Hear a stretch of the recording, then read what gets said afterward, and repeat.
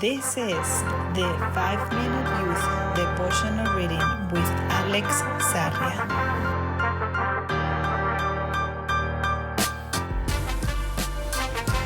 April 21st. Test everything. 1 Thessalonians 5:21 says, "But test everything that is said. Hold on to what is good." Look at these stages and, if you like it, let's do a reflection exercise. Number 1, guilt. We all sin, but there's a solution to that mistake. The blood of Christ enables change and balance. Guilt hurts until we understand this fantastic truth. What happens when we hold on to error? Guilt takes on inordinate dimensions. Number 2, excuses. Guilt disturbs, and we tend to excuse ourselves. One of the most common excuses is the transfer of blame, as in Genesis 3, where the woman was to blame, then the serpent, and finally God for having created them.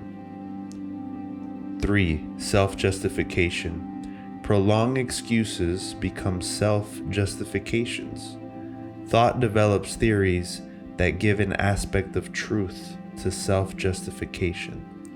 They look consistent, but when placed before the Bible, they are merely self-justifications. Number 4, relativization. When self-justification does not withstand the contrast with the Bible, relativization arises. If the error is practiced for a long time, it's thought to be less of an error. One of the expressions of this stage is, "That was before now." This statement raises paradoxical questions. If sin ceases to be sin over time, then sin is not associated with human nature, but with culture.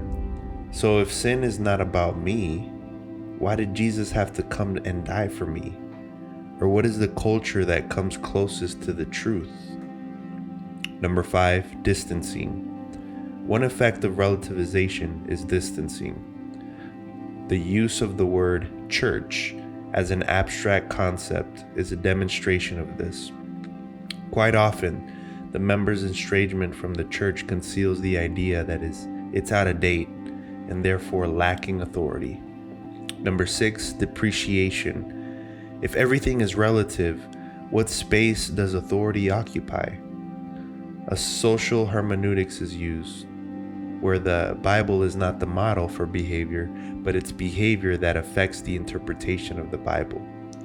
That generates more relativization, more distance, and more devaluation.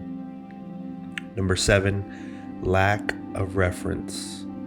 Without the Bible, there are no principles. If the Bible is what modifies behavior, we only need to know and interpret the Bible in a balanced way. If it's the behavior that modifies the interpretation, we must keep asking ourselves, what behavior? What happens when other people's behavior is radically contrary to mine? Number 8, confusion. Without reference, we are doomed to dwell in chaos. We must open our eyes and be consistent, because this process leads us irretrievably to assimilation.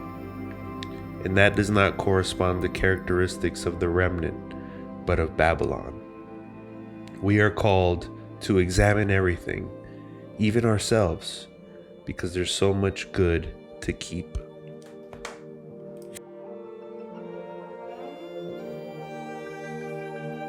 Thank you guys so much for tuning in. If this was helpful for you, please share it with a friend. And if you haven't already, please subscribe. Always remember this: walking with God is the greatest thing you could ever do. You are His priority. Make Him yours, and you will always live out your purpose. God bless.